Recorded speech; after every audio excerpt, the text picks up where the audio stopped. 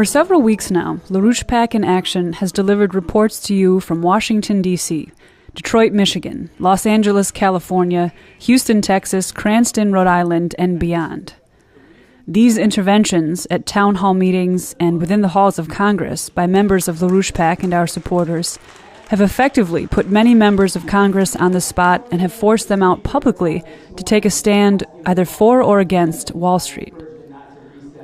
This week, however, we are going to go beyond simply chalking up members of Congress' lack of action in a time of crisis to mere corruption, and offer a more clinical analysis of what is happening. This week, we are going to take a sneak peek at a project currently underway by the LaRouchePAC basement team, which seeks to outline a scientific approach to the current existential economic crisis, and, by using the example of a 21st century NWAPA, details a few of the kind of high-technology science driver programs that are going to be required for a global recovery. The problem is, and this is what we're finding, is that the rate of collapse of the financial and physical system right now is at such a rapid rate that you could never catch up to the rate of accelerated collapse by existing or operating in the current mode of production. So in other words, the only way that we're going to get out of the accelerated collapse is you have to have a greater rate of acceleration of production. And the only way to achieve that greater rate of acceleration of production is by leapfrogging to the next higher energy flux density platform. Meaning we have to go towards a system which is powered by a higher level of technology, a higher level of scientific breakthrough. And that's what you have when you're talking about thermonuclear power. You're talking about man realizing the same generation of energy that is utilized by the sun, right? That which gives life to our planet. 6 years after the global monetary system finally entered into its terminal phase of collapse, remaining intact only due to a handful of very desperate and very compromised national governments who have propped it up, a brawl has broken out, centered in the United States regarding the return to Glass-Steagall. Currently, 3 bills exist between both houses, with about a sixth of the Congress behind its restoration.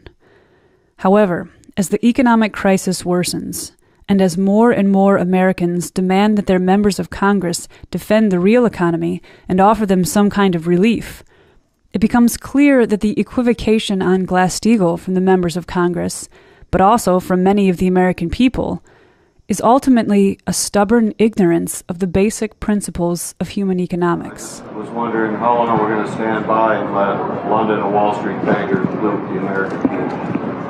It's a good question because we hear about this quite a bit. In D.C., the proponents of Glass-Steagall and people that have asked us to sign on to that have been in our office many times, and in fact I think my staff has been briefed on it quite a bit, on the reforms that would bring forward. And so we've looked pretty hard at it because people keep mentioning it to us that it really would be a benefit to us. I'm not convinced that the Glass-Steagall program would have prevented the financial crisis in the past. The Dodd-Frank bill obviously was far overreaching. It has ramifications, and we've been working to try to rein that in because I think it reached way too far out in regulatory environment onto our financial system that I think has been very difficult to make it work for a lot of farmers and ranchers and bankers and people involved in the financial services industry here in South Dakota. So I haven't signed on to that bill yet because I'm concerned about the fact that I don't think it's the answer that we need to really reform our banking and financial system right now. And then but we're continuing to look at it and look at new information. One of the biggest concerns I have with it right now is when they've been in my office in D.C. recently, they've tied it to a nationwide water damming infrastructure project. There would be a lot of money that we don't have right now, too. So I'm a little concerned. Christy, but we have money to bail out the toxic assets to trillions of dollars. Young lady, give you this chart on the derivatives. Trillions of dollars that have been paid to the derivatives and the Wall Street bankers. And what Glass-Steagall would do would stop that going into the derivatives. And here is all the assets in the world. How are we ever going to pay trillions of dollars when there is no assets to pay for that. And that's what Glass-Steagall did. Franklin Delano Roosevelt put it in place in the 30s to stop the looting of the Wall Street bankers. So, I don't understand your reasoning not to sign on to Glass-Steagall, because that puts that looting off to the side, and this trillions of dollars that we've already paid. And where is that money gone, Christy? Has it gone into the states in infrastructure and in building jobs? Trillions of dollars. So that Glass-Steagall would stop that. H.R. 129 would stop that. And that would go into the productive activity, and that sets off that gambling debt of Wall Street. But once again, I don't know how you can justify not signing on to a bill that stops that. Now, every month, the Federal Reserve prints $85 billion to hold this up. Why isn't that money going into these programs that these people are talking about? Because there's no legislation to stop it. So why wouldn't you sign on to Glass-Steagall, H.R. 129, Christy? I will tell you is that I did not sign on to that bill because I don't believe we have the you believe that it will happen. We need reforms different than what Glass-Steagall, the way that it is structured right now. And that's what we're continuing to work on throughout our Financial Services Committee, and we're also working on it in our Ag Committee on the financial services side. But it worked for 70 years in the past. And then it was deregulated in '99, and that's what created that speculative, We may have to disagree. We may have to disagree on this issue, because I don't believe that Glass-Steagall is the answer for... What is the answer, Christy? What is the answer? Hey, here we are in Mitchell, South Dakota, in front of the Corn Palace. We just got out of the Dakota Fest where Kristi Noem did a town hall meeting, and Jeannie really nailed her, as you heard, on Glass-Steagall, and she flat out said she wasn't going to support it. She didn't think it was the answer, and Jeannie then asked her, what is the answer, to which she just walked away, took another question, and that was it. So, fight goes on. At this point, very few individuals, if anybody in the Congress, has an answer for what to do with the economy. And in almost every case, it has to do with their conception of what provides value in an economy. This weekend, in anticipation of the release of the full basement report, Ben Deniston, who wrote the first article published from the report, was the guest on The LaRouche Show, an internet radio program hosted by Harley Schlanger. The human species is characterized by leaps of progress. The entire history of mankind, what makes mankind mankind and not just a higher ape or a monkey or just some other animal species, the most clear physical manifestation of what makes human beings uniquely human beings is the ability to have qualitative shifts in our relationship to the environment, to the biosphere around us, to the planet, to natural resources, and ultimately to the whole solar system and the whole galaxy. Frankly, that's how we should be thinking. I think it goes to some of the false assumptions people have about economics in general. People try and identify value just in an object per se. How much is this gallon of water worth in dollar terms? What's the value of this object, this amount of water? What's the value of this quantity? Whereas if you take the approach of Lyndon LaRouche in a real scientific study of the whole process, the value is defined by its contribution to growth. How much new plant life is being created by that water as it's participating on land? How many times is that water used and then reused? Because plants do some very interesting things with the water. For example, if you take there was one figure I read in one of these papers where if you take a 70-foot sycamore tree, a nice, tall, leafy tree with a lot of surface area of leaves on top, that tree will be pulling water from down below in the water table below the surface and pulling that water up to its leaves at a rate of 100 gallons an hour. So in 1 hour, that one tree will pull from the groundwater 100 gallons up through its trunk into its leaves, and 90% of that water then evaporates into the atmosphere. So 90 gallons an hour being pulled from water that would otherwise just be stuck in the ground, kind of slowly making its way towards a river system or some type of runoff, not participating directly in life too much, this tree will pull this water out of the ground, utilize some of it for photosynthesis, and then release a huge amount back into the atmosphere where it can then, as atmospheric moisture, condense and fall again as rain. So life itself has this interesting feedback effect where it actually increases the rate of cycling, the rate of utilization, productive utilization of that water. What you're saying really that the tree increases the value of that water. Yeah, absolutely. Huh.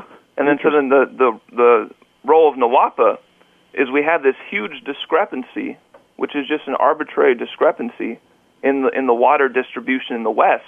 And what mankind can uniquely do is use our power of science and knowledge, and applying things like nuclear power gives us an even greater ability to do this, to bring this water down into the Southwest, not just to use it up, but to take the existing cycle and twist it such that it has a greater rate of activity, actually use it to create more plant life. This increase in man's organized power over the water cycle and over nature generally is what Lyndon LaRouche calls the energy flux density of an economy.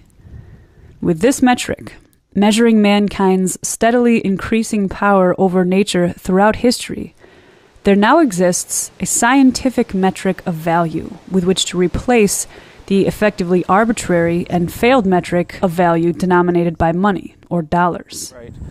So yeah, a post-Wall Street world is going to be one where we're actually changing the idea of what is the nature of man. Because the point of Wall Street is that, like the oligarchical system which it functions for and represents, is based on a very particular idea about the nature of man. That man effectively is no different than the beast, at best, in their eyes, and often is even portrayed as more of a virus or a parasite on the planet. So the axioms of Wall Street are more or less based on sort of a neo-Darwinian or survival of the fittest kind of notion of man. Limited number of resources, everybody's in competition to see who can get ahead, who can step on the next guy. And so post-Wall Street world is one where those axioms about the nature of man go out the window and instead are premised on a scientific understanding of man as his true nature being that of creativity, a creative being not just on the planet, but in the universe.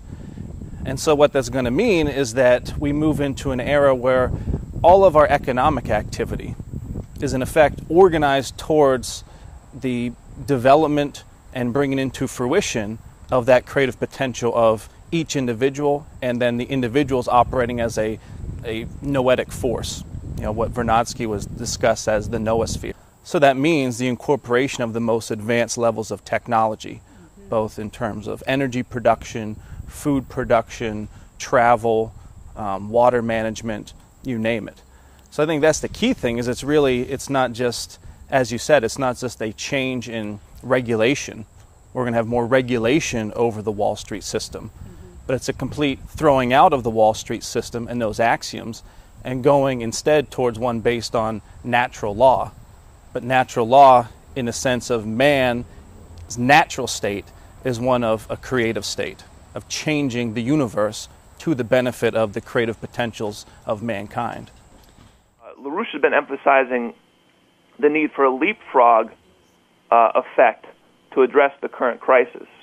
The way we're going to get out of these decades of attrition, these decades of stagnation and breakdown of the U.S. economy, is by pushing farther into the future more rapidly. We need to go towards higher levels of technology, better infrastructure systems, more capital-intensive modes of activity.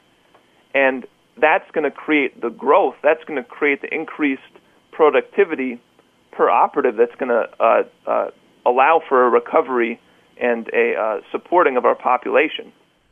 Talk about the idea of a fusion platform, a new level of control of our environment, to in effect create our environment, to do as Vernadsky talks about, to gain a greater control over creating and determining the world in which we exist, where we're no longer dependent on the forces of nature, to hopefully provide us with the necessary requirements to support human life, but to where we're now willfully creating those conditions despite what the ambient environment might be. So with fusion, for example, one of the things that leads into it is the development of the fusion torch, which are these very high energy, dense plasmas. Now, whenever you're starting to achieve those kinds of temperatures, which are equivalent to the types of temperatures you find on the surface of the sun, you're now able to start to create new elements, to transmute elements into other ones, to in effect do the kind of thing that is occurring in a sun or in a star, where helium, hydrogen, what have you, are being fused into different combinations to produce all the heavier elements. So as we move towards a fusion-based economy, we're going to be able to start to do that kind of thing, to where the idea of limited resources goes out the window, right? The resource limit is really the limit of the universe. And to the extent the universe is unlimited, so are the resources available to mankind. So you're really, in effect, transforming the power of mankind to then transform his environment to his benefit. This obviously gives you the ability to support more people at higher standards of living, better quality of life. And in a sense, you're creating then the foundation for an enhanced creative potential. So as is always the case, really, there's the idea that man is his own reason for existence. And I think more appropriately, it's creativity is its own reason for existence.